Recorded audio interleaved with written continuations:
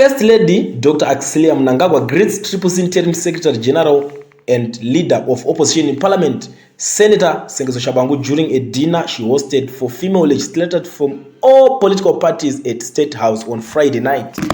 Donya iri panapa inakumira mushe wakomana ma MP vechikadzi ndo vanga hostelwa dinner na First Lady Dr. Axilia Mnangagwa vano iyo mukadzi wa President Emmerson Mnangagwa. But Shabangu akuzoonekwa ari koko vakutogritana. I don't know kuti ndo ma national event acho yekudzi zvekuvaka nyika tinoita takabatana ndinobatana nevamwe kana tichita zvenyika here. But guys, ameno munoiona senyaya event ndeye vakadzi, munhu womurume ari kutsvaga chikoko.